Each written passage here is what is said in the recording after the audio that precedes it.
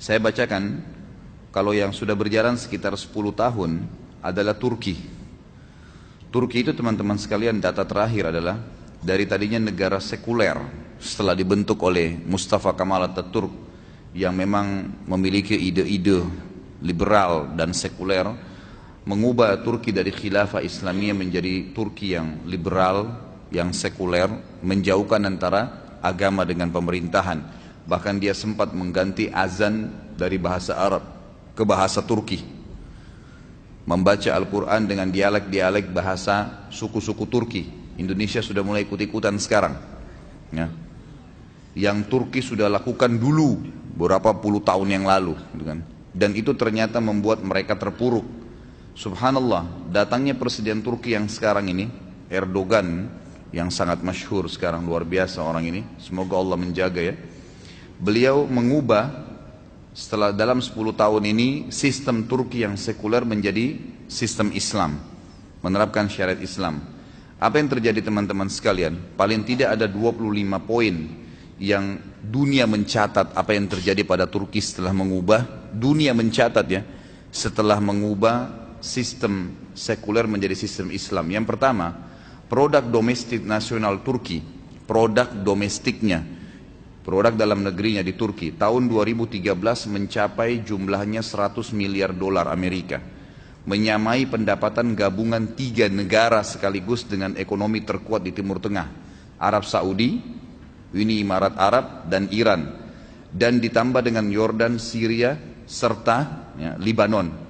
Jadi bayangkan, dengan menerapkan hukum Islam yang paling pertama terjadi adalah berhasil ya, menaikkan hasil produksi dalam negerinya 100 miliar dolar yang mengalahkan 3 negara sekaligus, Saudi sendiri, Emirat Arab, dan Iran. Yang kedua, Erdogan membawa negerinya melakukan lompatan ekonomi yang besar dari ranking 111 dunia ke peringkat 16 dengan rata-rata 10% per tahun, yang berarti masuknya Turki ke dalam 20 negara terkuat atau G20 di dunia. Yang ketiga, tahun 2023 merupakan tahun pembangunan negeri Turki modern yang sudah dicanangkan oleh Erdogan, yang ditargetkan adalah Turki menjadi kekuatan politik dan ekonomi nomor 1 di dunia yang mengatasnamakan Islam. Yang keempat, airport internasional Turki, dan saya sendiri baru mungkin sekitar 2 bulan yang lalu mampir ke sana waktu mau umroh, adalah bandara terbesar di Eropa sekarang, yang menampung 1.260 pesawat setiap harinya, ditambah bandara Sabiha yang menampung 630 pesawat setiap hari. Yang kelima, Turkish Airlines meraih peringkat maskapai penerbangan terbaik di dunia dalam 3 tahun berturut-turut. Yang keenam, dalam kurun 10 tahun, Turki telah menanam 770 juta pohon hardija dan berbuah, maksudnya buah-buahan ya. Yang ketujuh, untuk pertama kali Turki di masa modern memproduksi sendiri tank, baja, pesawat terbang dan pesawat tempur tanpa awak, serta satelit militer modern pertama yang multifungsi. Sebentar, azannya tunda sebentar dulu. Nomor 8, poin 8, kelebihan 8, Erdogan dalam 10 tahun pemerintahannya telah mendirikan 125 universitas baru, 189 sekolah baru, 510 rumah sakit baru, dan 169 ribu kelas baru yang modern, sehingga rasio siswa per kelas tidak lebih dari 21 orang per kelas, dan menjadi sekolah-sekolah terunggul sekarang di Eropa. Sekarang orang-orang Eropa yang dulu didatangin sekolah, orang-orang Eropa sekarang yang datang ke Turki belajar. Ini banyak orang tidak tahu nih, padahal sebenarnya perkembangan yang sedang terjadi. Yang kesembilan, ketika krisis ekonomi menimpa Eropa dan Amerika, universitas-universitas Eropa dan Amerika menaikkan uang kuliah, sedangkan Erdogan membebaskan seluruh biaya kuliah dan seluruh sekolah, kuliah dan sekolah bagi rakyatnya, dan menjadi tanggungan negara. Yang ke-10, dalam 10 tahun terakhir, pendapatan per kapita penduduk Turki yang dahulunya hanya 3.500 dolar per tahun, meningkat menjadi 11.000 dolar per tahun. Lebih tinggi daripada per kapita penduduk Prancis. Jadi kalau teman-teman tahu, Prancis itu paling tinggi per kapitanya. Artinya pendapatan orang itu tinggi sekali di sana.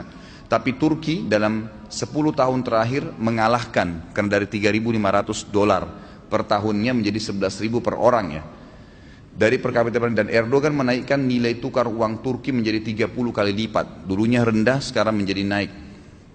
Yang ke-11 di Turki, negara sedang mengupayakan dengan sungguh-sungguh membiayai 300.000 ilmuwan melakukan penelitian ilmiah untuk menuju tahun 2023. Jadi dalam slogan yang diangkat sekarang sama Erdogan ini, tahun 2023 atau 2025, Turki sudah harus kembali seperti dulu menguasai dunia dengan sistem Islam. Yang ke-12, di antara keberhasilan politik terbesar Turki adalah keberhasilan Erdogan mendamaikan dua bagian Siprus yang bertikai. Ia juga melakukan pembahasan damai dengan Partai Buruh Kurdistan untuk menghentikan pertumpahan darah dan meminta maaf kepada Armenia sehingga menyelesaikan permasalahan yang sudah menggantung selama 6 dasawarsa. Yang ke-13 di Turki, gaji dan upah meningkat mencapai 300% dan gaji pegawai baru meningkat dari 340 lira Turki menjadi 957 lira dan jumlah pencari kerja menurun dari 38% menjadi 2%. 14 di Turki, anggaran pendidikan dan kesehatan mengungguli anggaran pertahanan dan gaji guru sebesar gaji dokter. Ke-15 di Turki telah dibangun 35.000 laboratorium IT dan database modern yang melatih pemuda-pemuda Turki. Yang ke-16, Erdogan juga menutupi defisit anggaran yang mencapai 47 miliar dolar. Sebelumnya, cicilan terakhir hutang Turki ke IMF adalah 300 juta dolar pada Juli lalu.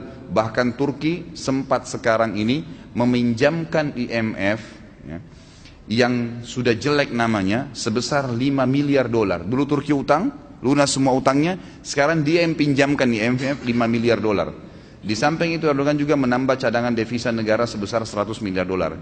17, 10 tahun terakhir ekspor Turki hanya 23 miliar dolar ekspor dari luar.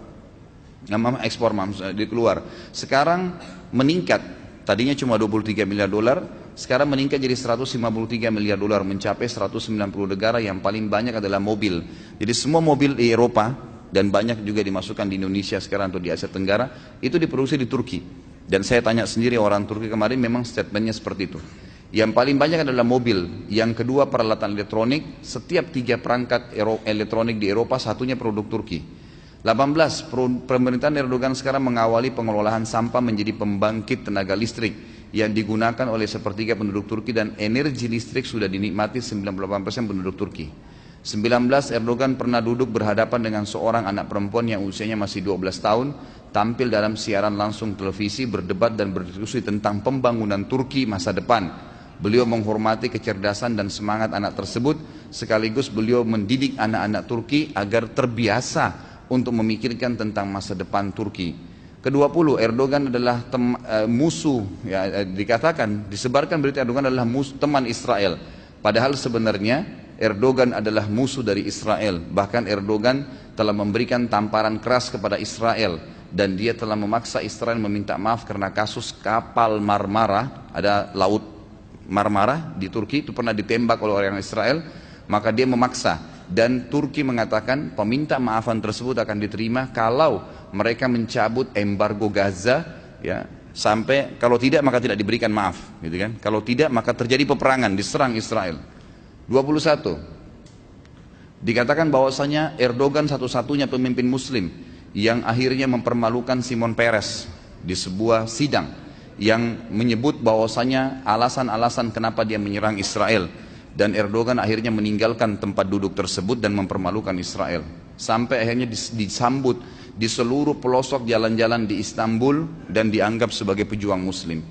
22. Erdogan juga menyemprot para demonstran penentangnya, ya, tetap aja orang yang ada menentang, dengan air dan tidak pernah menggunakan pesawat tempur, rudal ataupun bom-bom.